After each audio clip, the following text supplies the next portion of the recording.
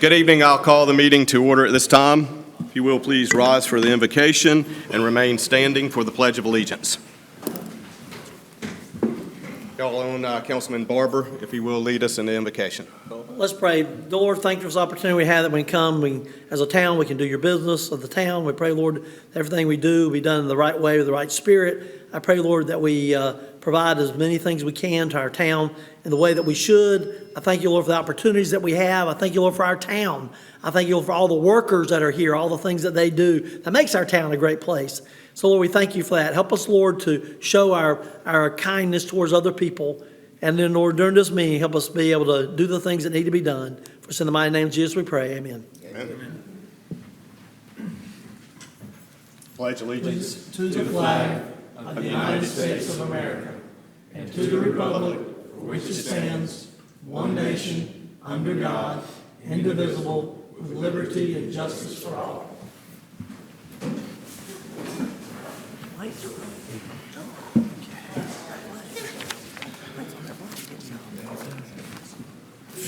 All right, gentlemen, you have the agenda in front of you. I do have one known change.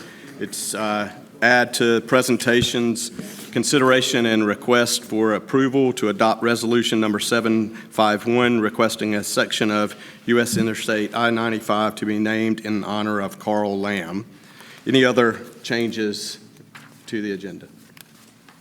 Mayor, I have a couple of questions. Consent item number 7 to business item, following that amendment you just made. I think it's going to be business item 4.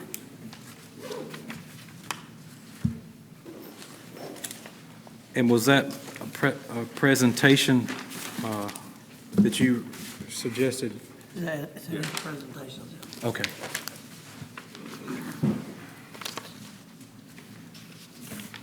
Okay, anything else? Mayor, if no more changes, I'd move that we approve the agenda as amended. Second. Motion and a second to approve the agenda as amended. All in favor? Aye. Any opposed? Motion carries. That's true. All right, we'll move on then to our presentation. Again, this is a resolution for honoring a section of Highway 95 for Mr. Carl Lamb, who was a long-time radio broadcaster in the town of Smithfield for, I don't know, I dare say probably over 50 years or more, probably well over that. And so if you will, please bear with me. I will read the resolution, and then I'll ask that the council adopt this resolution for Mr. Lamb. So Town of Smithfield Resolution number 751, requesting that a section of U.S. Interstate 95 be named in honor of Mr. Carl Lamb. Whereas the state of North Carolina and the United States federal highway systems have programs whereby sections of roadways may be named for leaders in their communities. And whereas Carl Lamb has been a distinguished and dedicated member of the Smithfield community, contributing significantly to the cultural, social, and economic development of our town for many decades. And whereas Carl Lamb's tireless efforts in local broadcasting have brought vital news, entertainment, and community information to the residents of Smithfield and surrounding areas through his long and illustrious career at WTSB Radio. And whereas Carl Lamb has been recognized for his outstanding service and commitment to the community, earning numerous awards and accolades that highlight his dedication and impact on the lives of many. And whereas the town of Smithfield seeks to honor Carl Lamb's legacy and ensure that his contributions are remembered and appreciated by future generations. And whereas naming a section of U.S. Interstate I-95 in his honor is a fitting tribute to a man who has traversed many miles in service to his community. Now therefore, be it resolved by the Town Council of the Town of Smithfield as follows. Dedication. The Town of Smithfield formally requests that the North Carolina Department of Transportation designate the section of U.S. Interstate I-95 from Smithfield, North Carolina to Four Oaks, North Carolina as the Carl Lamb Highway. Signage. Appropriate signage shall be erected at suitable intervals along the section of the highway to inform travelers of this designation and to honor Carl Lamb's contributions. Implementation. The town manager is hereby directed to communicate this resolution to the North Carolina Department of Transportation and to take all necessary actions to facilitate the implementation of this designation. The town of Smithfield extends its heartfelt commendation and gratitude to Carl Lamb for his unwavering dedication and service to our community. Gentlemen, I would ask that we adopt this resolution and we'll send it to the Department of Transportation, and also if you could send a copy of this to Mr. Mickey Lamb, who also has followed in his father's footsteps, and other members of the family as well, if we have their contact information. And hopefully we can make this happen for such a great figure and leader in our community that has done so much. Mr. Lamb is getting up in age, and I'm not, and so I think this would be certainly fitting for him. So I appreciate it. I have a motion to it. Yes, sir. I'd like to make a motion, we adopt Resolution 751.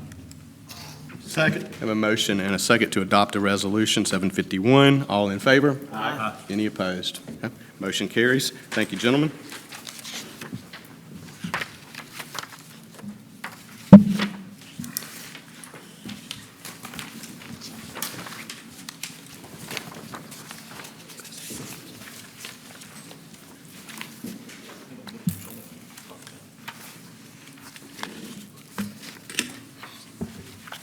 All right, we'll move on to our first public hearing. This fiscal year 24-25 budget. In accordance with North Carolina General Statute 159-12B, before adopting the budget ordinance, the town council shall hold a public hearing, at which time any persons who wish to be heard on the budget may appear before the board. This time I'll entertain a motion to open the public hearing. I make a motion to open the public hearing. Second. Motion and a second. All in favor? Any opposed? Motion carries. Mike, I'll turn it over to you, sir. Thank you, Mr. Mayor, Council. Tonight, we will have a presentation about the budget for fiscal year '25. This has been created after about 4 months, 4.5 months of significant work with the staff, Shannon, our finance director, as well as the council through several meetings, working through every single page of the budget. So a summary of the budget. The highlights are the general fund is almost $20 million. Electric fund is about $18 million, and the water and sewer fund is about $11.2 million. The property tax rate is to remain stable at 57 cents. 57 cents has been the town of Smithfield's tax rate since 2003. So it has been a significant amount of time that we've been able to endure at that tax. As a comparison, when people look at their tax rates, I would encourage, or their tax bills, I would encourage them to realize that while Smithfield is 57 cents per $100 of tax evaluation, the Johnston County is 69 cents, 12 cents more than what the city is. So you're paying more for county services than you are for city service. Electric fees and charges have increased by about 6%, and sewer fees are being increased proportionally based on the wholesale increase that the county is charging the town, and that's also about 6%. Sanitation is being increased about 55 cents for yard waste. That's because the tipping fees, or the fees they charge us to dump, has increased that same amount. So that is being passed along to the user. Other highlights include keeping our fund balance healthy in all three funds, especially the general fund. We have capital expenditures in the general fund of about $1.3 million. In the electric fund, a little over $1 million. In the water and sewer fund, about $2.2 million. We did change our medical insurance provider to Blue Cross Blue Shield from Cigna that we are currently using. While that equated to a 5% savings, it's not a 5% savings as compared to what we're paying now. Cigna was going to increase our rates about 13%. Blue Cross would only cost us about an 8% increase, so overall, it's 5% savings over what the increases were. We have approved a $10,000 increase for police positions, and the other positions in the town, we still await salary study results from Robertson Miller. I know our HR director had conversations with them today, so we're getting very close to that point. We have included money in the budgets, in the general fund, the electric fund, and the water sewer fund for salary increases.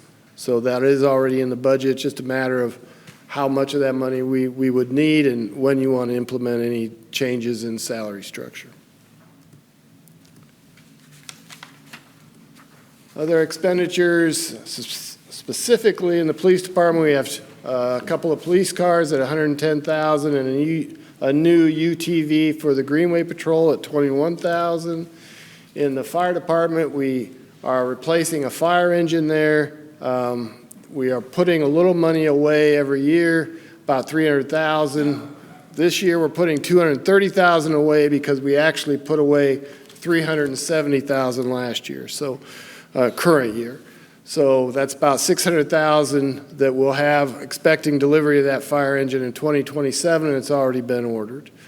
We have plans to, architectural plans to create for a third fire station at a cost of approximately $75,000, and also additional extrication tools, mostly battery operated and hose at $45,000. In Public Works, we have annual street resurfacing, which is about $400,000 of POW bill funds. That's money directed to the town by the state. We have $398,000 here. That's a status quo amount. We anticipate that may increase a little bit to a little over $400,000 this year. We also have, for stormwater, we have a new vac trailer at $80,000 to allow our staff to better keep our sewer drainage pipes clean and identify issues such as tree roots and things that are impeding stormwater flow down all the way to the Neuse River. General services, we have a repaving of Sunset Cemetery at $220,000. In Parks and Rec, we have $210,000 for construction plans for the soccer complex. Now that $210,000, while it's an expenditure to the general fund, there is revenue of $210,000 coming in from Johnston County Tourism to pay for that. We also have baseball diamond repairs for $40,000 and parking lot repairs to Community Park for another $25,000. Lastly, we have bleacher replacement at the Shrek at $25,000. That's estimated at half the cost because the school system also pays $25,000 for that bleacher replacement. So it'd be actually a total cost of $50,000, only $25,000 to the town.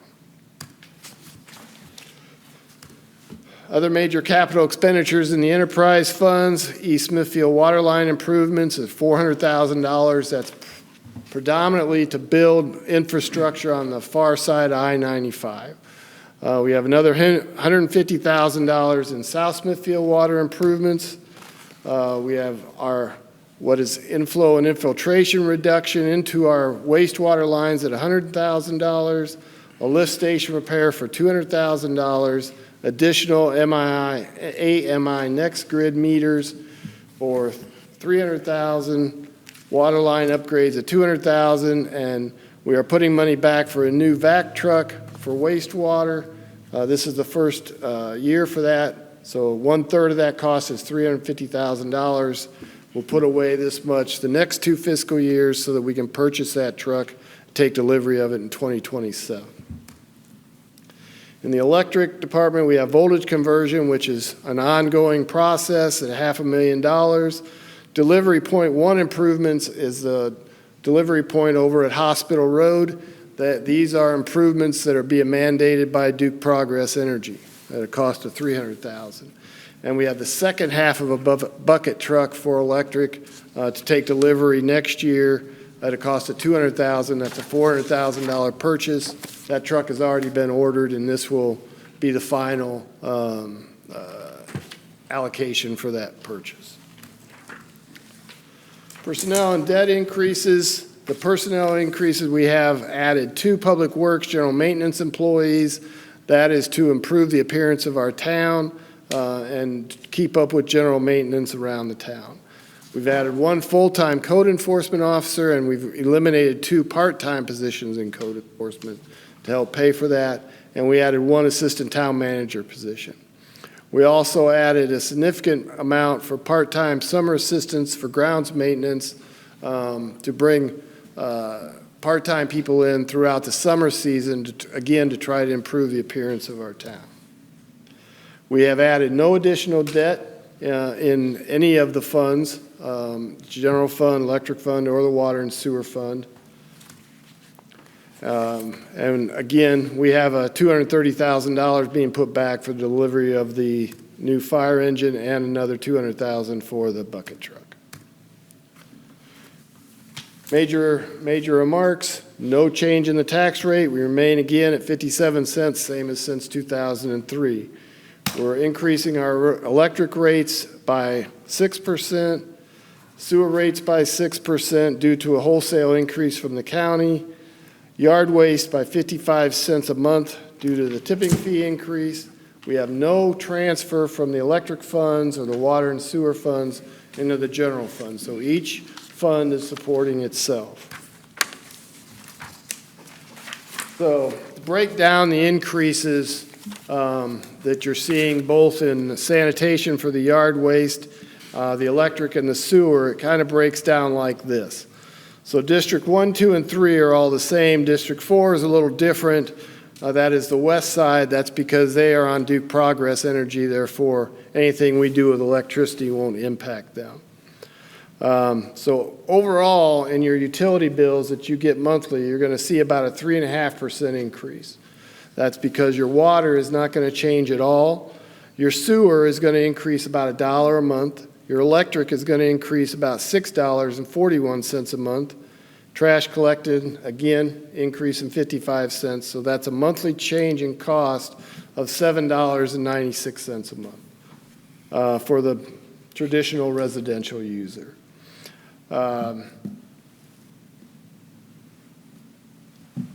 The electric rates, again, won't impact the west side. I think, quite frankly, they're going to see a greater increase from Duke Progress than what we're providing them with. While you see that the electric is a 6% increase, I will say that that is broken down by a 2% planned increase that we had already planned on based on our rate structure. Duke Progress increased us 5%. So actually, it's an increase to the town of 7%. We've been able to absorb 1% of it and only pass along 6%. So those rates are actually as low as we can go without creating some issues. Some of the future issues that we're going to continue to contend with very quickly is managing the town growth. We all hear every month while we're in here, new development coming to town. How are we going to handle it? It all needs police protection. It all needs fire protection. It all needs sanitation collection, yard waste collection. All of our services that we provide are being extended to all this growth. So we have to continue to manage that and realize that that's going to cause us to increase our services. Stormwater management is also a constant struggle. We're going to talk about that a little bit later in this meeting. But your stormwater management is all funded currently through your general fund, through your property tax dollars. So there's not a revenue stream to assist with stormwater. While we have a stormwater department, it is only one person. That person drives a street sweeper, and that's what is pretty much the stormwater department in the town. We do have money in there to assist with cleaning out pipes and things, and now we're going to add a piece of equipment to help us do that. but we pull those employees from other public works positions to do that work. Fire station needs is part of the managing of the growth. We have asked for a grant from the federal government for almost $5 million to build a fire station on the north end of town, a third fire station. You saw earlier that we have in the budget $75,000 to create the architectural drawings for that. So as we continue to grow, we're going to have to continue to evaluate those fire station needs. Parks and recreation needs, everybody wants parks, everybody wants the time to be able to go out and use them properly. We want to provide these facilities. As previously mentioned, we have $210,000 routed through tourism to the town to create the construction plans for the 210 soccer fields. And that's not just a soccer complex. There's a lot of other recreation amenities that are in that plan. I would highly recommend that as those construction documents come in, we find a way to phase that park, 5 or 6 phases, to do a little bit at a time rather than take on a lot of debt. And we also want to try to make the best use of part of funds from the state, which usually grant us 50-50 for those type of large projects. We want to manage our sanitary sewer allocation.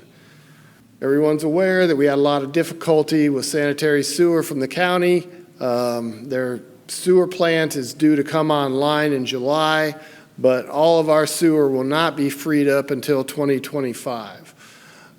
So that's because of some lines that are also full and some transmission lines that need to be freed up and aren't going to be ready in July. So we have to continue to look at that. I know that there's discussions between all the different communities about creating some type of water and sewer authority, but the sanitary sewer is going to be an issue that we have to continue to address in order to manage our growth. And we have to identify any additional land for growth. We have businesses coming in constantly. Our planning director is talking to them, excuse me, trying to identify places. They want to come here, they want to build here, they want to build industrial here, residential here, and we have to find places for them to go. So we have to be willing to look at all of our annexation possibilities and continue that growth, both west and east as well as north. And lastly, we need to prioritize our personnel needs. Not that we haven't been doing that, because we have, but we have to realize that in order to manage all these other things, we have to have bodies to do it. Property tax comparisons, you can see since 2019, our property tax revenue has continued to increase every year. Next year, fiscal year 2024, which is our current year about to end, we anticipate that, again, to be higher than the $8.2 million that's there. Probably closer to $8.4, $8.5 million. Sales tax comparison also continues to increase every year. We had a little bit of an anomaly in 2021. I think that's because some of 2021 ended up in 2022's revenue chart. But as you can see, our businesses are strong. Our sales tax revenue is strong, and that's a good indication that our economy here in Smithfield is strong.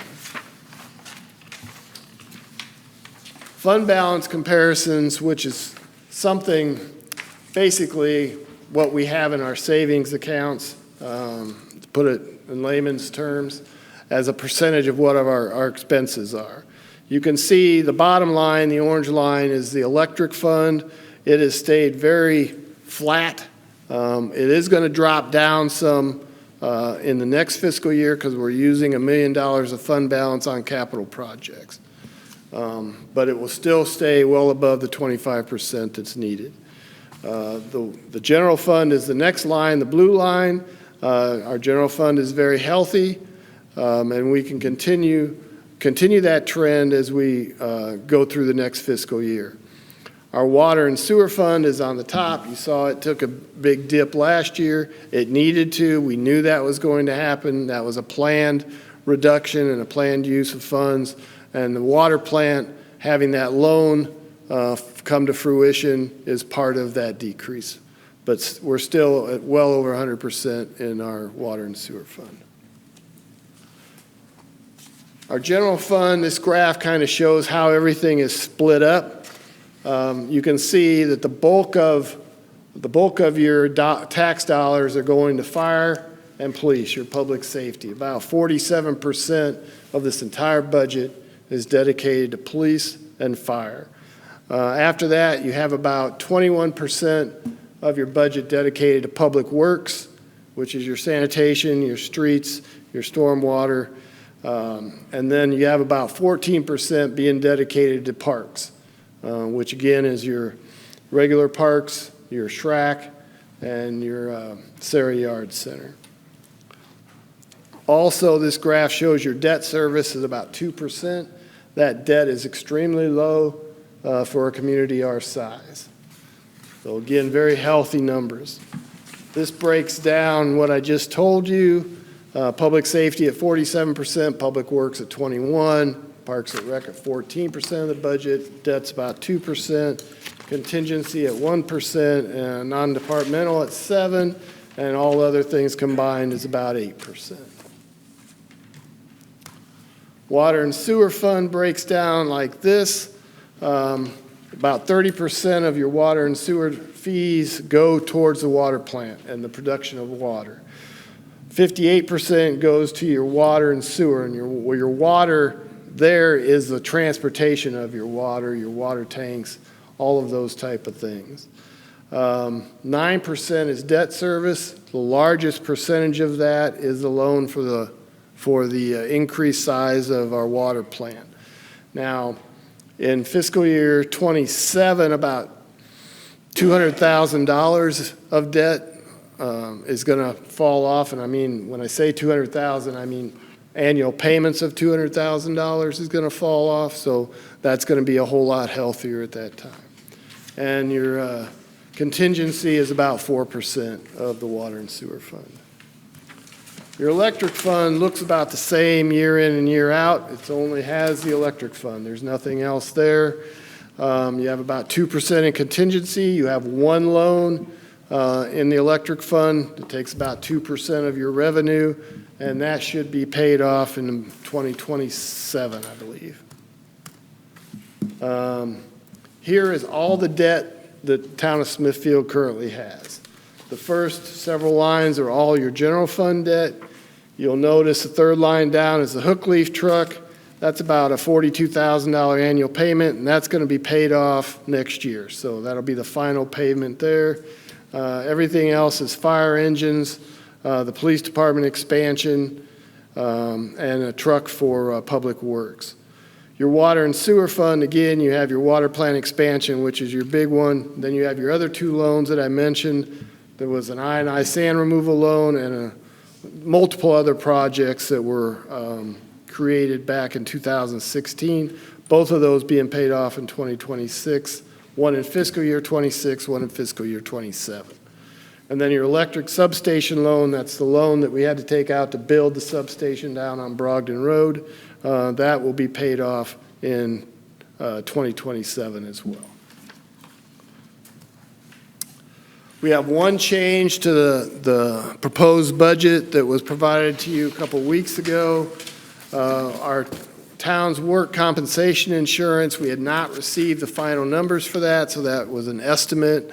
When it came in last week, it was $21,924 more than we estimated. That is a dollar amount that is divided equally between your general fund, your water and sewer fund, and your electric fund. So that equals about $7,308 to each fund. What we're recommending is that you add that $7,308 to each of the expense lines in each fund to pay for that, and you reduce the contingency in each fund by the same amount. That way, the budget itself remains the same, the revenue numbers remain the same, and your expenditures remain the same. So we really haven't changed anything. We've just moved a little bit of money to help pay for that. And that is the presentation. I'll be more than happy to entertain any questions anyone might have. Any questions for the manager this time? not, is there anyone in the audience wishing to speak?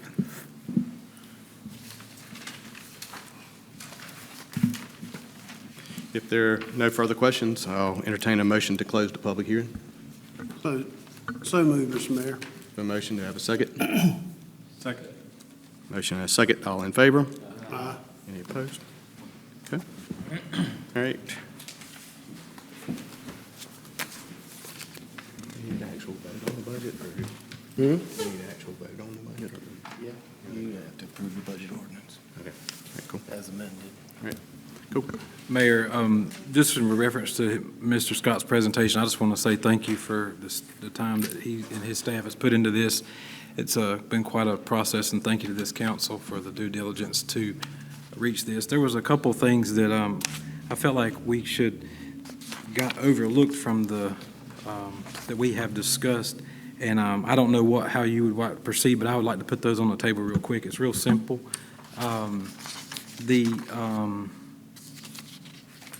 We had discussed in our electric fund meeting about the true-up and the cost of that was going to be, and we also discussed the deficiency debt that will mature next year.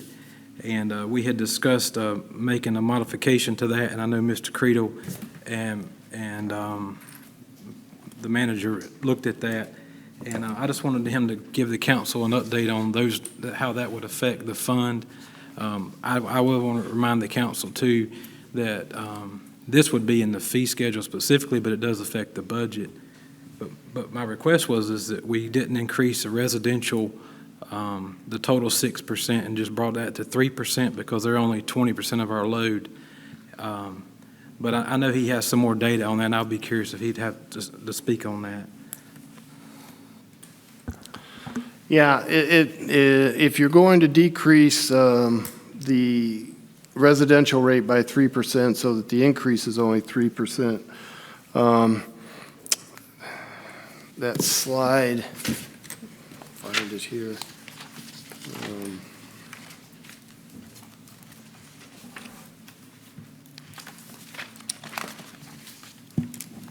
With the table of expenditures is how that would work out. It's on page 8, I guess, of your handout. Your overall electric increase is, of the 641, if you were going to cut that in half, so it'd be a $3.20 increase, basically, instead of the 641. So we said that would, based on UFS's results, that would decrease the revenue by about $117,000. So it would affect the budget. You'd have to decrease your revenues. I'd suggest you decrease, if you want to do that, I'd suggest you decrease your revenues by $100,000 and decrease the amount of the voltage conversion by $100,000 to make that $400,000 instead of $500,000 going forward. And then you could decrease that 3%. Yeah, and Mike, thank you for taking the time to look at that. And just a little more information, and obviously we have talked about this. I don't want to rehash that. The one thing that the reason for this discussion was knowing that our residential customers are primarily fixed incomes, and this is one of the major expenses they have.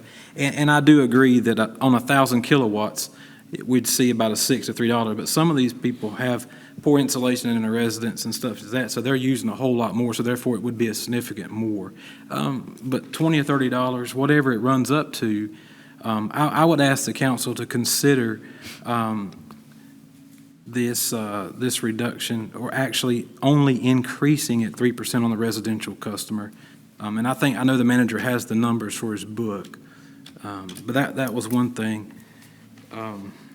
The other thing that is very simple, which is a big deal, we had touched on the police department pay adjustment that we were presented where the department was struggling with hiring and ongoing, and we know that the money was needed to increase that to be more attractive. I remember making the comment about our other employees, and I just want to make sure that we don't put that aside. I know, Mike, you mentioned it tonight that there is some information that y'all are working on obtaining from a rate study, or whatever you call that. I probably have the wrong words. However, I just want to make sure that we don't put that aside. If we're not ready to take action on that tonight, I just want this council to keep that on your mind, so that, because you don't have the data, is that correct? Excuse me? You don't have the data, We don't have full data yet, no. but you do have some funds aside for that in the employees, in the contingency. Yes, Okay. we have money in non-departmental in the general fund for salary increases. There's about $300,000 there. And then we also have money in each of the contingencies for water and sewer and electric for salary increases. A proportionate amount in each fund. And Mayor, the last thing that I want to mention, and we did discuss this, and this is a very small token. I received an email today about the planning board stipend, and I would ask that we consider making that request to, I think it was an additional $25 per meeting, and do per meeting schedule. And that's all I have, Mayor. Anyone else having questions, comments?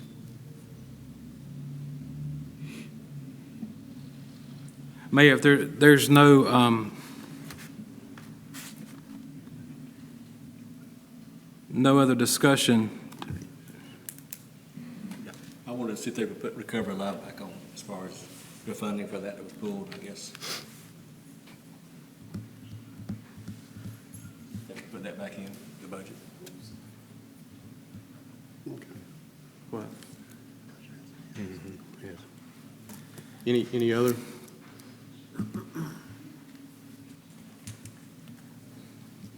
Comments or anything? Well, Mr. Mayor. You know, I think, we had this discussion, we looked at the police officer raises and stuff, and, we had this discussion, it was a good discussion, and the reason for the raise increase was because we do comparisons to around the community to keep our people, we had to do that. I mean, not to keep our people, but actually to recruit new people, because we're dying on the vine. I mean, 13 slots down. So I understand that, and we made the move we had to do for that. I know it's not going to be popular, but I'm not necessarily a popular guy. I think my question is related to, I don't necessarily agree with my co-councilman here related to increasing fees to the planning board. There's only one other planning board, I think, in the county who actually pays anything. And even the town of Clayton, which is a lot bigger than us, has a lot more activities, pay nothing. So I think that we're generous enough to offer something, we appreciate their work. But I don't know that, I think if you aren't careful, you set a precedent. Why are the other boards paid? it goes down to that. Because I know people put a lot of time and effort. I know Parks and Recreation people put a lot of time and effort into the board. I know people put time into the Appearance Commission. I know the Library Board. A lot of people put a lot of effort, a lot of time and energy into those things, and we appreciate them doing it. But I think it's, we go back to the same issue, but is it really fair to do something for one we don't do for all? I think already we're doing something we're not doing for everybody else. And I would not be in favor of increasing that at all. So I'm not in favor of that. Just to let you know that I would not support that. As far as the electric stuff is concerned, I live in District 4, so I really can't address it one way or the other because has no impact on us. It directly impacts the other 3 districts, and so that's a decision. I'll support whatever those in that community want to do because it impacts them directly. It doesn't impact my citizens. So I can support whatever the council wants to do on that. And as far as the Discovery Alive is concerned, I think it's unfortunate they weren't able to be here to present. I guess the question is that the only question I would have, and I've heard this, that's why I'm asking Stephen, because you know more about it than I do. The question is this a church function of Temple Baptist Church, or is it a community thing where others, you know what I'm saying? That's what I'm saying. If it's a particular church, I don't want to get into the habit of funding ministries within a church. No, I mean, I'm in favor of funding ministries, but as individuals, not as a town. And so that's what I would just ask that question. You see what I mean? Because if it's specifically related to Temple Baptist, then I would have a hard time supporting funding that. But if it's a community-wide thing, you got a lot of other people with different things supporting, it's a nonprofit that's not related to them, that's a different story. You understand what I mean? So that's all I got to say. Any other questions or comments this time from anybody? Mr. Mayor, at this time, I'd like to make a motion to approve the budget and the fee schedule as presented tonight by the town manager, Mike Scott. Motion, do I have a second? Second. Does that motion include any of the things that we talked about changing tonight? No, as it's presented today. And generally, we do the fee schedule separate, just because it's been modified too, and we got to talk about when we're going to implement that and what date. So, but The schedule has already been, you've already got that balance. Presented. You've already said- We presented the fee schedule, right? Yeah, you all have Yeah, it. we've already have it all. Yeah, It's yeah, part so of, we already it's have part of that. the draft budget. Yeah, we've got it. All right, so I have a motion and a second on the table to approve the manager's proposed budget.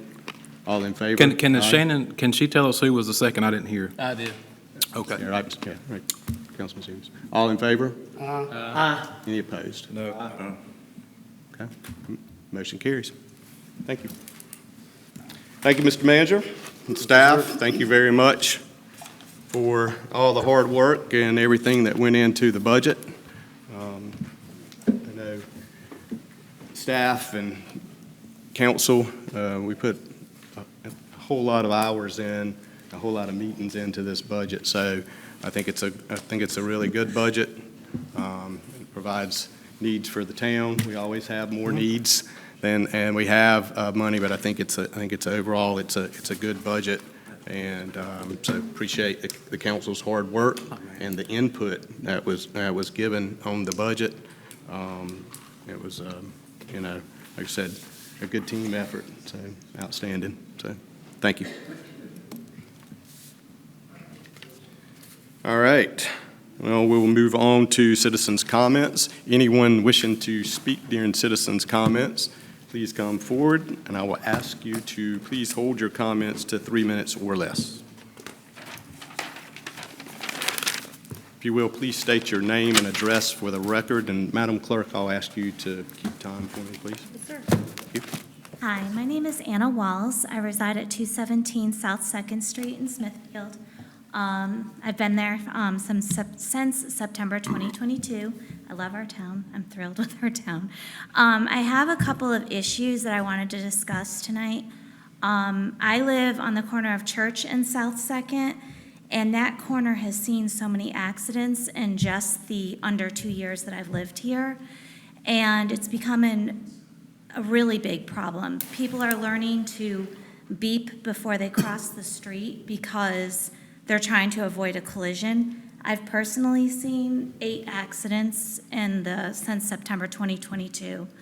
I've had people knocking on my door asking me if I have a camera set up so that they can, show their insurance company it wasn't their fault. It's a really big problem. I've seen police called there multiple times for accidents. I really think that there needs to be a stop sign there. Also, people driving down that road are insane. They're never going the 25 miles. I know that. I'm out on these roads all the time. I walk a lot daily, and I know specifically in front of my house that 25 mile is never happening. So when these accidents are occurring, the ones that are actually making contact, they're pretty bad.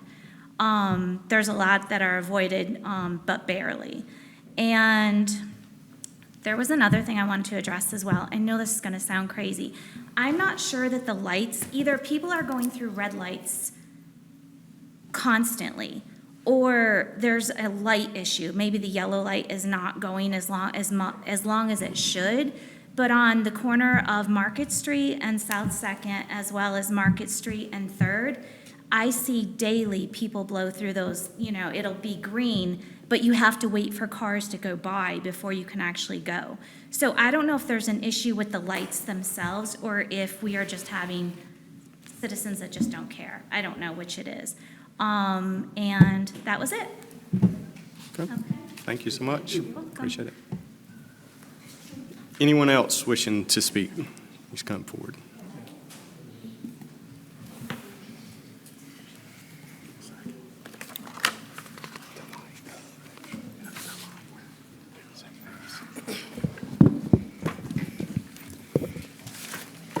Hello. Hello. How are you? I'm fine. If you will please state your name and address for the record. Okay. that we know Good it. evening. I am Elisa Bazile.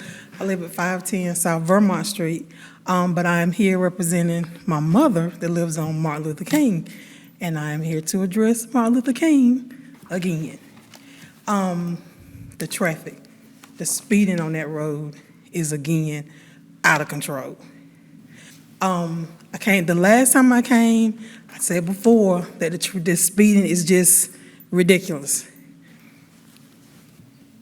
At the last time I came, I also stated that it's not just regular people speeding, it's police officers. This time, on May 6th, I sat in front of my mother's front door and I watched one of the Smithfield Police Department SUVs running down that street. He was not chasing anybody, he was flying down that road. Had he not stopped when he did, he would have ran into the school bus coming off of Furlong Drive. It is absolutely ridiculous. There is people coming down that road. If someone in front of them is not moving fast enough, they're going around them. It is wrong because there's no parking spaces on that road, and everybody's having to park on the side of the road. So if somebody's car is wrecked or whatever, who's gonna pay for it? Because now you have an issue where the housing authority is gonna be like, well, it's not our fault. Town of Smithfield is gonna say it's not our fault. Well, whose fault is it gonna be? Who's gonna pay for these people's cars? What happens if one of these cars jumps a curb and somebody's child or one of these senior citizens get hit or somebody gets hurt? Something has got to be done because the way these people coming down this road is absolutely ridiculous. I don't know what it's gonna take. Speed bumps is not gonna work. That's just not gonna do it. Something has got to be done. I know that it may cost money, it may take some research. Speed humps, if they tear up the undercarriage of these cars, they'll stop speeding. Something has got to be done because I don't want to see somebody's child get hurt. I don't want to see my mom or somebody else's senior citizen parent get hurt. But something's got to be done. And when it gets to a point where a police officer is coming down that road at the speed that they're going, you're supposed to be the ones that's protecting, not causing the problem. Now we have a major problem. Now I'm back again. And I'm gonna keep coming back until something is done because this is out of control. Don't know what it's gonna take, but something's got to be done. Thank you. All right, thank you. Appreciate it. Anyone else wishing to speak? Okay.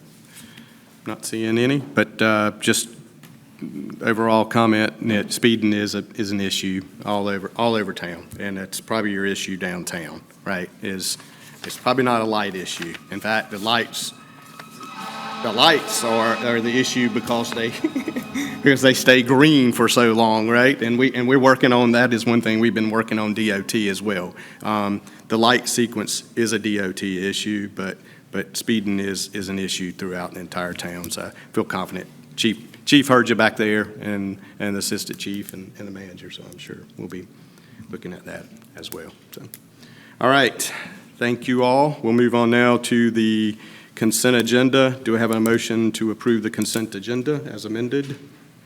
So moved, Mr. Mayor. Second, motion and a second. All in favor, say aye. Aye. Any opposed? Okay, motion carries. Thank you. All right, our first business item, it is actually CZ-23-01 Buffalo Road rezoning request. I believe the applicant has requested to table this until July the 9th. Is that correct? Yes. Okay, so have a motion to table this issue to July 9th. I make a motion, we table till July 9th. Second. Motion as second to table to July 9th, 2024 meeting. All in favor? Any opposed? Okay, motion carries. Okay, our next item is business item number 2, consideration and request for approval to grant Johnston County additional easement space to allow for maintenance of force main. Ted, turn that over to you, sir.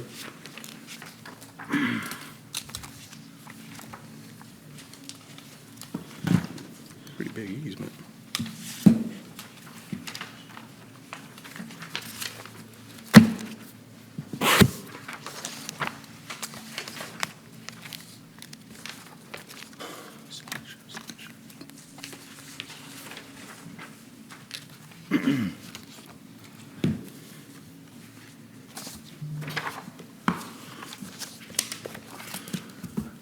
Thank you for letting me speak this evening. I will try and be brief.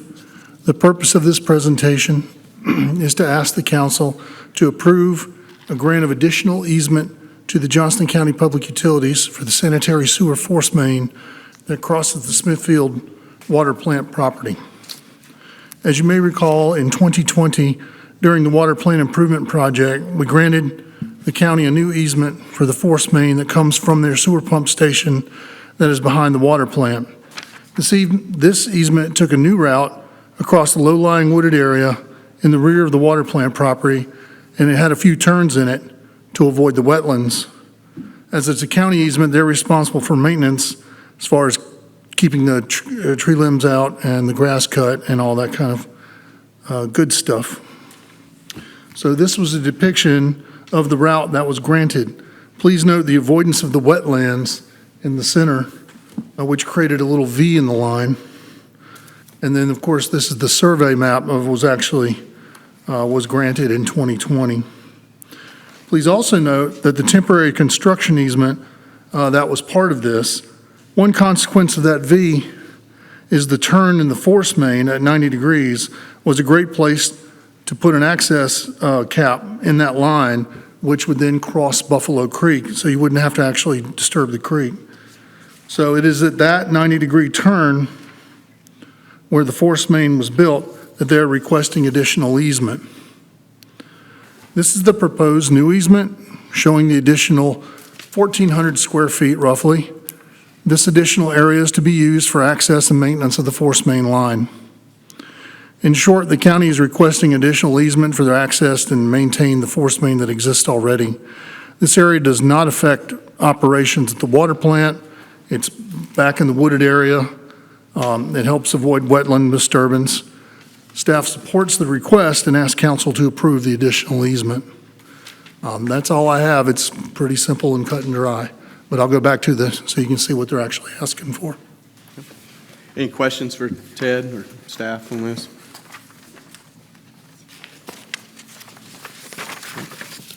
All right. What's the pleasure of the council?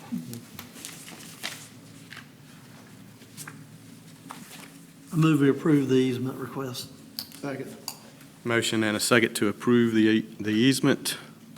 All in favor? Aye. Any opposed? Motion carries. Thank you, gentlemen. Thank you, sir. Appreciate it. Okay, our next business item is discussion concerning the establishment of a stormwater utility fee. It's on page 85 of your agenda. It's for reference. And Stephen, I'll turn it over to you, sir.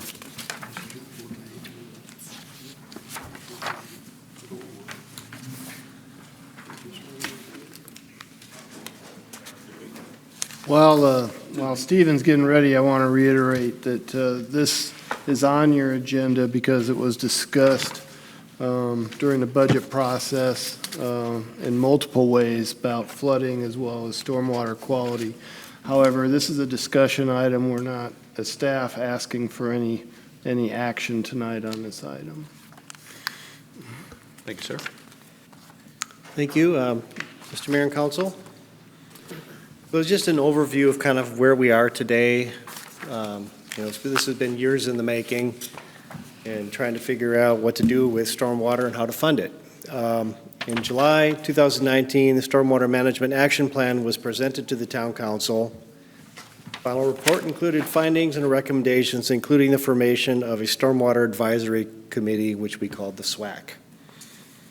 On February 20, 2021, the SWAC committee made a recommendation, presented to council, recommending a $3 ERU based on a level 2 level of service for the town's stormwater program. At that time, I had presented a couple different options, a real robust program or a very minimal program. The committee picked the middle-of-the-road program, and at that time, $3 would cover the costs of delivering that program.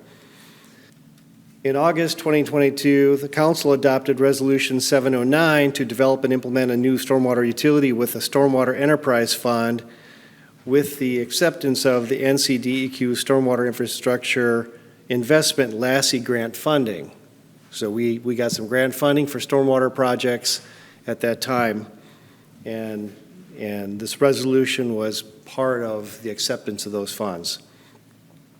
On September 5, 2023, the Town Council adopted Resolution 738, accepting NCDEQ Lassie ARPA stormwater grant funding in the amount of $500,000 for an impervious study and for mapping the town's stormwater infrastructure. That mapping of the stormwater infrastructure is a requirement of our stormwater program. And at the time, we were going to be required by the state to fund a certain amount of that. I think it was like 15% per year until it was all mapped. We got this Lassie grant to pay for the whole thing, which is ongoing right now. So that project, we have a company called SAMS who's out mapping that infrastructure. I saw them on the street down on 4th Street today. So that project is underway and current. The other part of that project was the study of impervious in order to set an ERU. And so in order to establish an equivalent rate unit for the establishment of a utility, we need to know what is our average impervious for residential. And I'll get into that further. But that impervious study is complete, and the town's average residential impervious is 4,111 square feet, which is quite a lot. So just, again, the SWAC was a committee recommended by that plan. They operated, and they had a mission, one which was to review funding options. And that's where that recommendation came from. Again, level of service, we are required to have a stormwater program by the state. It's a mandate that we do these things in the bullets. We review stormwater for every development program. We clean the streets. We maintain the pipes being free of debris. There's a whole slew of things that we have to do, and that has a cost. And like Michael Scott has said, it's being paid for out of the general fund budget, and it's never nearly enough to handle all the infrastructure capital costs which are needed. And we've all talked about the flooding and how do we mitigate the flooding.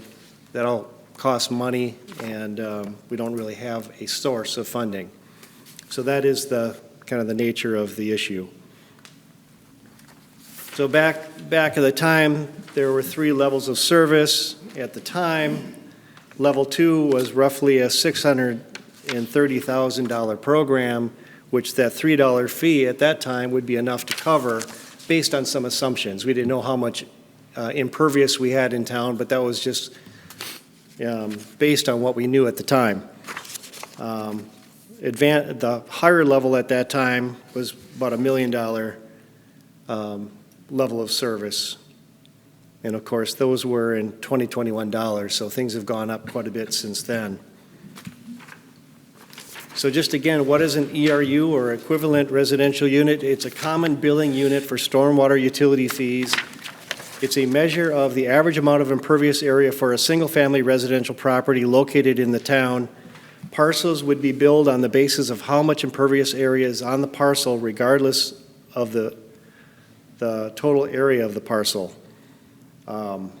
Essentially, single family would have a single fee, a per month fee, and commercial would be commercial, industrial, all other types of land uses would be billed based on the impervious footprint and the equivalent rate of impervious. So how many residential lots fit on a commercial lot, that's their billing. That makes sense.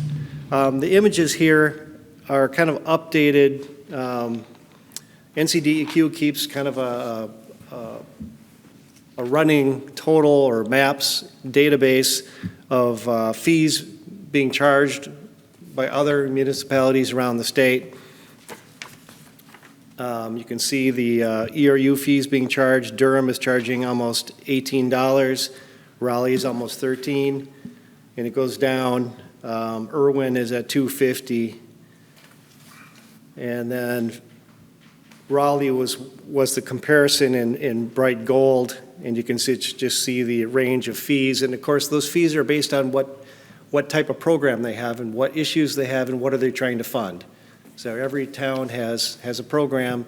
You need to pay for that program. You set your fees the same way we're talking about it.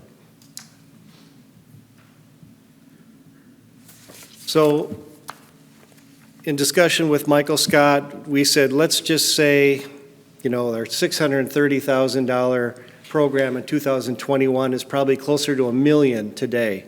What would it take to fund $1 million stormwater program in today's dollars? So we actually use the real impervious numbers we got from the study, plugged them in, and we have 1,009 commercial lots, and we've got the amount of impervious. We know the ERU square footage, and then the same with residential. Each residential unit gets charged one ERU fee. So to get $1 million in funding, the total would be a $6 ERU. So each residential unit would be charged $6 a month to pay for that $1 million program, and then commercial would be billed at, the equivalent rate. Basically how much square footage on a commercial property that's equivalent to a residential unit. So based on that, a $6 ERU would be recommended. We're not asking for the council making decisions, but that's how we got to that $6 ERU.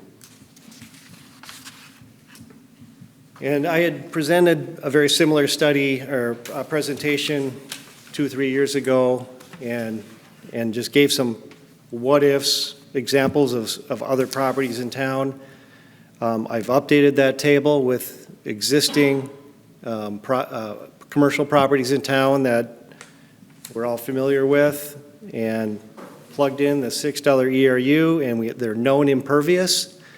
And this is the result. You can look at their utility fees per month and year if this program were implemented. And these are some of the bigger footprints in town. Can I move on?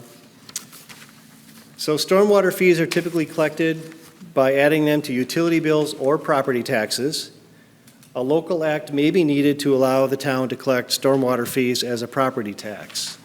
The utility department is looking into both of those issues. The finance department is looking into both of those issues and what it takes to collect on utility bills, and then are there any legal avenues to collect on property taxes? So that's ongoing. And then if the town were considering a stormwater utility, the next steps would be determining the desired ERU value to achieve the desired level of service, and adopt an ordinance creating a stormwater utility, and of course, finance department's figuring out which method is an option, and then the council deciding on which method they prefer. And with that, are there any questions? Any questions for Stephen? I have a question, Mayor. Mr. Winsman, thank you for your presentation. You mentioned in there that they were out and mapping. What are they mapping? Where the stormwater pipes are? They're mapping the pipes, the catch basins, the depths, rim elevations. But they're not taking into consideration, does it need repair or not? That's nothing, they're just, They are assessing the condition of them as well. Good, because I know if we don't take some action and do something, I don't say stormwater or whatever, if we're having a general rainstorm and we're having streets and potential houses getting flooded, if we have a hurricane come through, we're gonna have houses underwater. We gotta do something. We need boots on the ground. You could do all the studies you want and all the looking and this and that. We need some guys out there cleaning these ditches out and boring out these pipes where these roots and mud is caked in. And that's all I got to say. Thank you. Any other comments? Stephen? You said something about, I don't think, we don't have the power to enact taxes, though, isn't that correct? I'm sorry? We can't enact a tax. We don't create taxes, do we? We don't have that ability. I thought you said something about that. It's a utility fee that is the convention for paying for stormwater utilities. They can be added to the tax bill, so that they're collected by the county when they collect property taxes. I think So it's not that's, actually a tax, though? It's just a no, fee. it's a fee. Okay, that's what I'm saying. I was surprised when, I thought that's what it said, that it's a tax. I was thinking, I don't think we have the authority to do that. But- Yeah. So the issue with that is property taxes go to the property owners. Utility bills go to a combination of property owners and residents. And also, our utility bills don't go to all of our residents because a lot of residents don't have town utilities.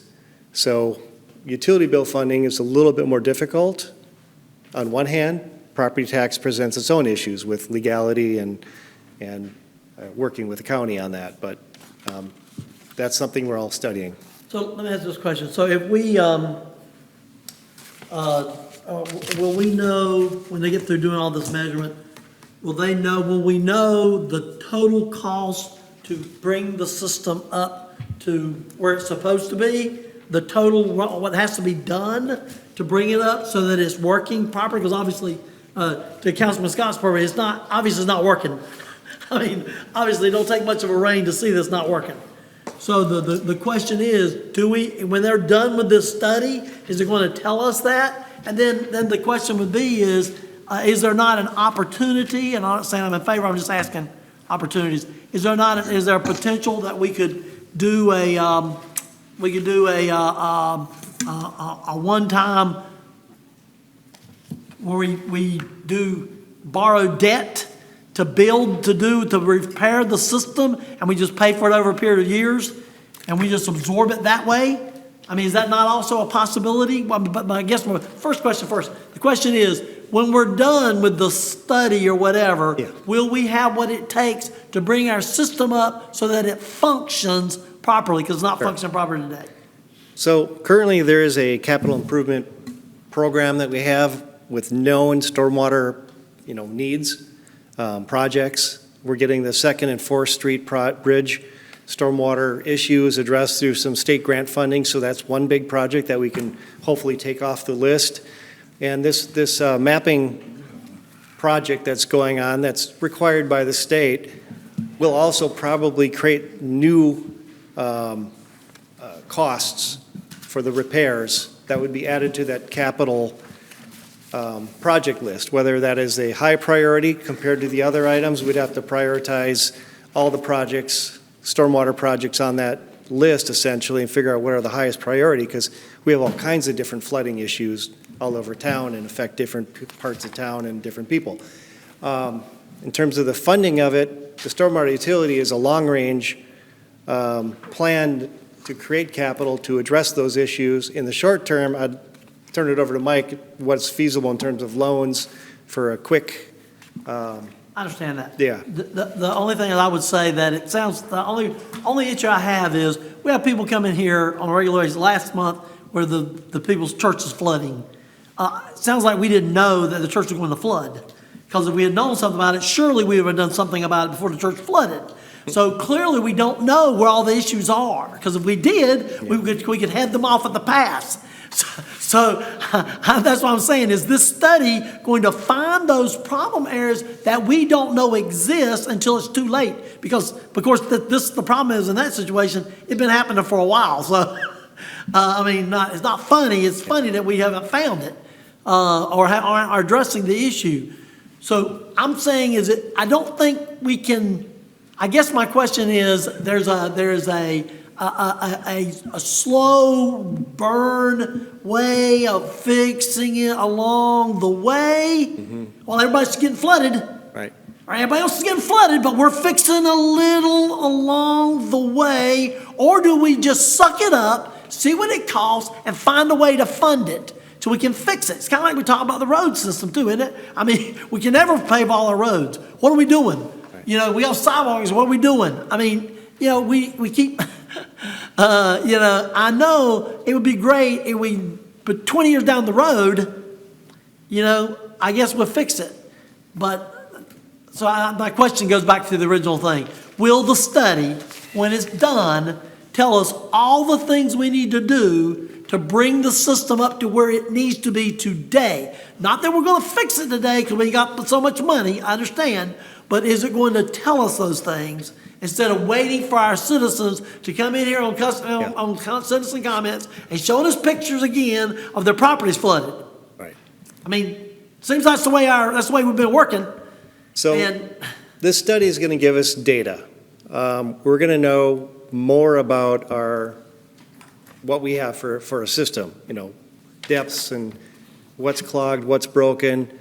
Will it fix all the problems? Probably not. That problem of the church, we knew about that before the mapping program. This mapping project is going to help with any future repair in that area because we'll have data and have a better idea how to address the issue. It's just more data. It's going to help us figure out where our problem areas are, which infrastructure is not functioning. Maybe it'll help us figure out where we need more infrastructure that is maybe not, you know, they map it and they find some that we didn't know about. In other areas, they say there just isn't any. They're out looking for it. So it's more data for us to understand our stormwater situation and to address those issues. In terms of short-term or long-term, that's the council's job to figure out how we're going to pay for it. We're presenting, you know, the long-term. Short-term solutions are what, general fund or loans. And that's really up to finance and the council and the manager to figure out how to move that forward. have we ever taken during, we had a little flash flood the other day. I mean, it didn't rain that long, I thought, but trying to get back from over near Carroll Pharmacy back to the west side of town, there was all kinds of roads flooded in a short period of time. The drainage ditches, the drains were not clogged because the water was getting into them, but the roads had deeps and there. I mean, the water couldn't get to it. Yeah. So I'm just saying that had nothing to do with the clogged drains. No, but it's also, we'll know the size of the pipes, and we'll know how big the catch basins are. And so those things are a function of how quickly water can get off the street. And if we have an intense rain that rains so fast that is bigger than the pipe capacity, we'll know where our limitations are by knowing that pipe size. But what I'm telling you is it had nothing to do with pipe, had to do with dips in the road. Oh, sure. Where there was because the drains, where water was flowing into the drains, but it wasn't overflowing the drains. The water just wasn't flowing. So I don't know, my point is, do we have people, after these type of rains, go around and identify the places? So then we can go back when it's dry and figure it out. Because, I mean, just because we say, well, the drainage, we just need to uncover the drains. That clearly was not the problem on 2nd Street. The drains were not clogged. None of them I saw were clogged. But there was, I mean, water up to the bottom of my truck on one of the streets, and that had nothing to do with a clogged drain. I mean, Public Works, they have a lot of duties, and they do look at stormwater, but we don't have dedicated stormwater staff. I can't speak for Lawrence's crew, what they're doing, or how they're managing that. I mean, they do what they can. I don't know if Mike or Lawrence can speak to that, but a stormwater utility would also allow us to get more staff permanently funded to address more issues like that. So are you going to do it, Roger? Right around? No, take no, those- I'm- Okay, I'm- I didn't know. I'm just saying is Don't ask us to use. we don't know. The point is the study. We see studies all the time, and they don't really do as much good sometimes. So my question is the study going to take into some of those things? Are we going around marking off places like that, including that a part of the study? Because there's clearly other issues besides not having pine straw over a drain. That's not the only issue we're having. I agree. The drains are being emptied into, but the water's still there, so. It's going to be more data to start addressing those issues. Yeah, that's all I can say. When is that study going to be complete? I can't remember the finish date, but they're moving along pretty good. I think originally it was through like 2026, but I think they're going to have most of it done this year. I mean, we need to do something now. We also need a plan. I think we're kind of behind the curve on this, but we got to be real careful because, I mean, we can call it a fee, we can call it a tax, but it's a cost. It's an increased cost of living, it's an increased cost of business. So I think there needs to be some consideration into looking at the fee, but also pulling some general fund for some of these capital stuff sooner than later. How or what, I think, if it's not in that, I agree with Dr. Barber, if it's not in that study, I'd like to see a heat map of where it floods. I can go show 6 places next time it floods, but I'm sure, I know I don't see all of them. So if we can, I think that would help us isolate, and it's $100,000 for this one, $200 for this one, $300 for this one, $500 for this one. Yeah, we do. I mean, like I said, we do have a capital program that is, a growing list of where all those hotspots are and what we think it's going to cost to fix them. And this data is going to help us, isolate those costs a little better, probably identify more projects, and then help us find solutions. Mayor, I'd like to add one comment. I just remind the council that Mr. Lawrence presented to us that there's 2 people that help with this in the general maintenance, and we just added 2 positions. So perhaps when we hire those 2 positions, maybe they could have some experience or put some dedication into this. But I'm very concerned that when we divide it by department, whatever you call it, stormwater department, utility department, and when we can't work together, that's a frustrating fact to me.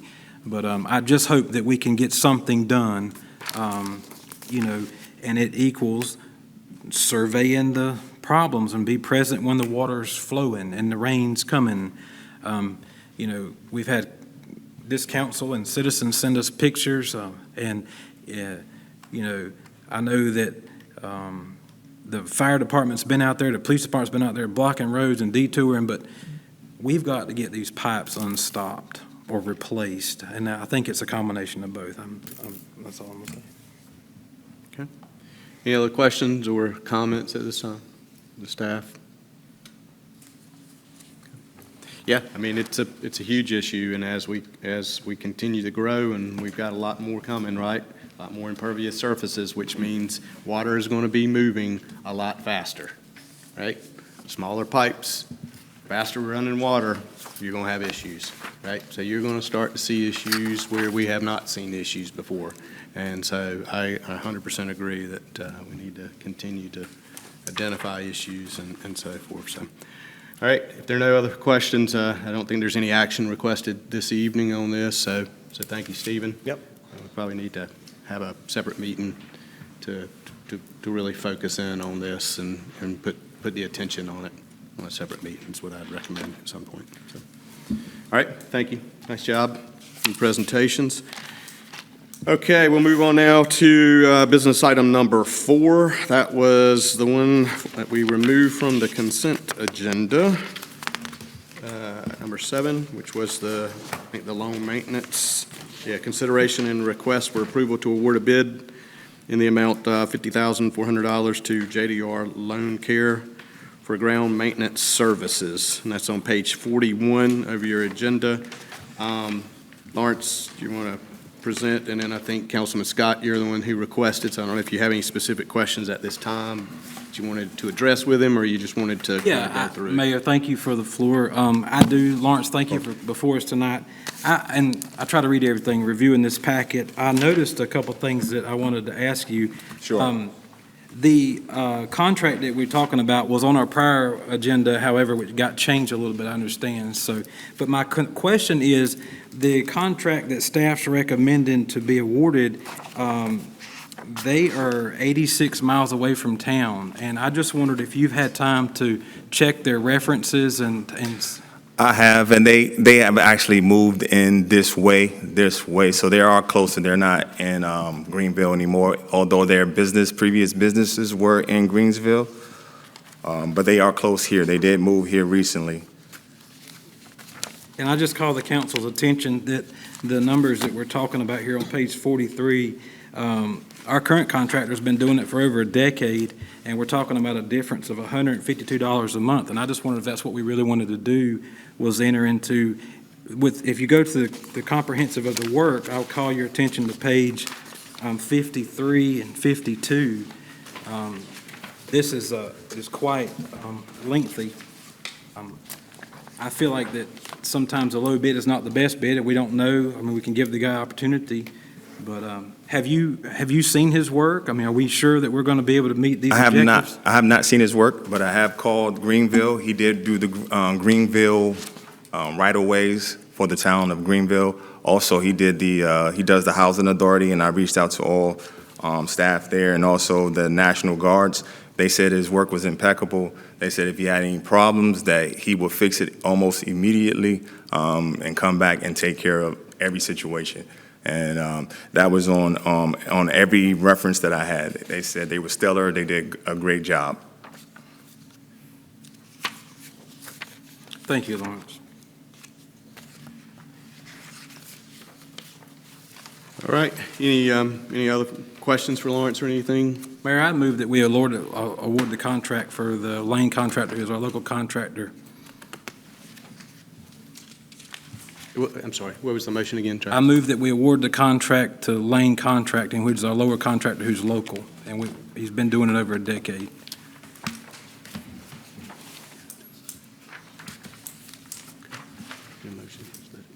It's only a difference, $152. $1,500 for a year. Is that a motion? Yeah, it's a Yeah, motion.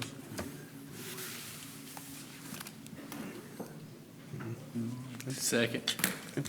Have a motion and a second to award to Lane Contracting. All in favor? Aye. Any opposed? Okay. All right. That motion carries. Thank you. All right. Now we'll move on to council members' comments. Any comments from the council? Thank you, Mr. Mayor. I got a couple. Since we last met, we've had a couple ribbon cuttings. The first one was a week and a half ago, I believe, at Smith Collins Park. We did the walking trail after Jackie Ray Bryant. It was a quite good crowd there. A lot of his family was there, and they were very appreciative of our efforts to keep his legacy alive. And we were glad to do that. His family, like I said, was very, very thankful and very gracious for what we did. Also, there was probably, Councilman Lee, what do you think, probably 100 people there that day? I didn't even count. I don't even know. It was probably 75 to 100. It was quite a few folks there, which was a good turnout.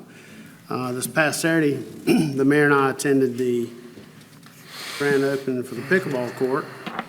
When I walked up, I thought I was actually late because they were playing. But it's a beautiful addition to our grounds. Thanks to Gary and his staff. They all did a wonderful job. And it's a great sport. I couldn't believe how many people showed up for the tournament. How many was there, Gary? 76 tournament players from all sorts of ages. I mean, it was just, it's a great sport for everybody. So, again, things are happening in Smithfield, and we're very appreciative of all the efforts of the staff and all the people that showed up in support of these events. There was probably 125, when you say 130 at the pickleball. And so another great addition, like I said, to an already superior complex we have with the Parks and Recreation. So that's it, Mr. Mayor. Thank you. Thank you, sir. Anyone else? Mayor, I have a few comments, and this is in regards to the Sewer Water Authority Steering Committee that myself and Councilman Stevens serves on. We've been having ongoing meetings, and I just wanted to update the council that there's a study that the county has released. It's by Black and Veatch, and it reflects an overall assessment in trying to the real concern is the future of clean water and sewer treatment and putting it back in the proper place. But the things are kind of at a standstill based off some legislative things that was discussed. They were seeking some data on, but I just wanted to do my due diligence, make sure I advised the council that we were attending the meetings. There's not a lot that has transpired officially, but they have put together some data and minutes of these sessions, and I will make sure that the council has access to that. They call it a microsite, and it's online, and you can actually review it. It's public, so, but that's all I have. Okay, thank you, sir. Anyone else? Councilman Moore? I'd just like to say, if you look all the great things that Parks and Recreation is doing under Gary's leadership, I mean, I just want to give him a word of praise. I mean, I go to the advisory board meetings and stuff. There's a lot of stuff going on, lots of planning being done. I mean, they took on the task of doing doing these concert series now, all those other things. I mean, they're doing an outstanding job. You think, you see any other towns really that's in Johnson County, especially even larger than us, that's doing the great things that our Parks and Recreation people are doing? And I think we're very fortunate to have someone like Gary and his staff of people.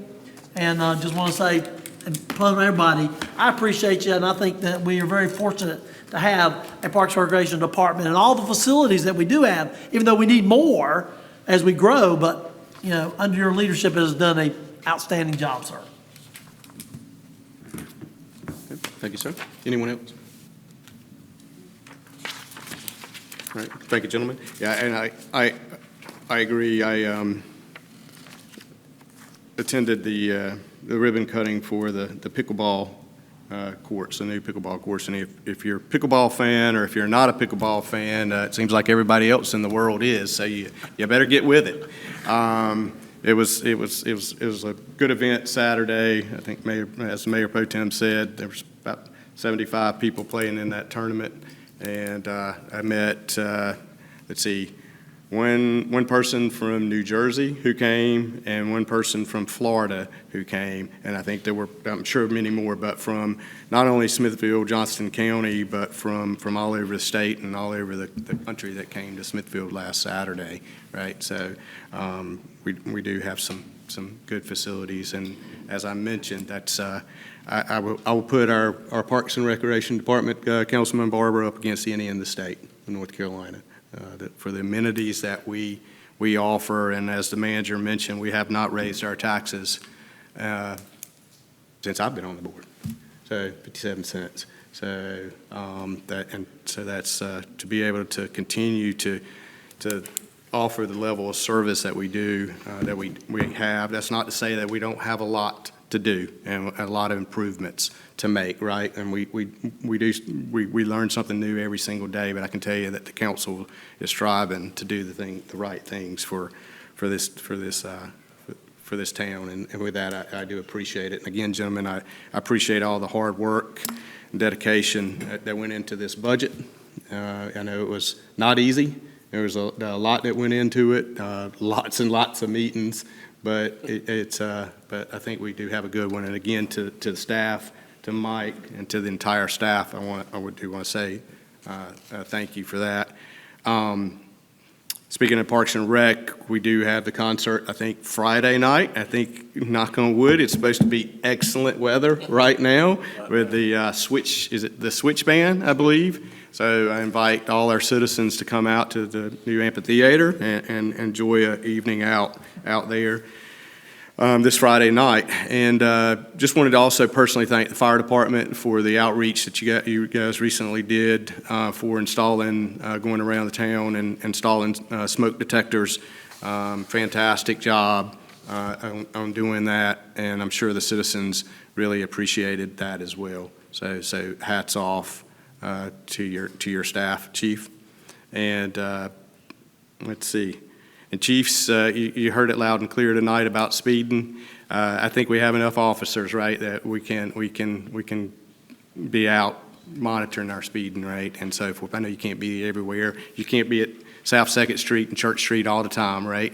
But thank you for what you do. But also it is a problem, right? And I don't understand people these days in time. I've been sitting and stop signs aren't always the answer. Let me tell you, the four-way stop sign that we have at Second and Parker Street. I came up to that stop sign a few weeks ago. The car behind me went right around me while I was sitting at the stop sign and didn't stop. Didn't even slow down. Went around me at the four-way stop sign. I do not understand people this day and time. But anyway, again, thank you again for everything your staff does as well. But please take note of that as well, and we'll be talking to Mike some more about that. So, Mike, I'll turn it over to you, sir. It was not your wife. No, sir.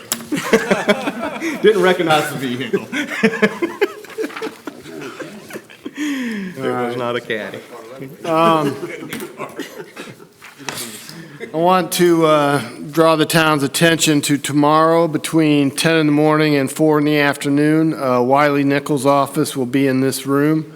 If you have any questions about federal law, passports, anything you're having trouble with in the federal system, they're here to answer your questions. You don't need an appointment. Just stop in here anytime between 10 in the morning and 4 in the afternoon. Be glad to help you out and try to answer your questions or get back to you if they can. Along that same line, Mr. Nichols' office supported the police department in a federal grant for $124,000 to purchase body cameras and data storage. They will be at the police department on Monday, June 10th. I believe the Mayor Pro Tem will be there at 11 a.m. to present a check to the police department to begin purchasing the hardware for that project and implementing it. So that is open to the public. Anyone who would like to come, please do so. And thank the Congressman for his efforts in assisting us with that. That's all I have, Mr. Mayor. Thank you, Mr. Manager. We do need to go into a closed session at this time. So do I have a motion to go into closed session pursuant to North Carolina General Statute 143-318.11, Section A3, to consult with the town attorney? So moved. Have a motion. Do I have a second? Second. Councilman Dunn made the motion. Seconded by Mayor Pro Tem. Okay, have a motion and a second. All in favor? Aye. Any opposed? We'll go into closed session. This time we'll go into closed session.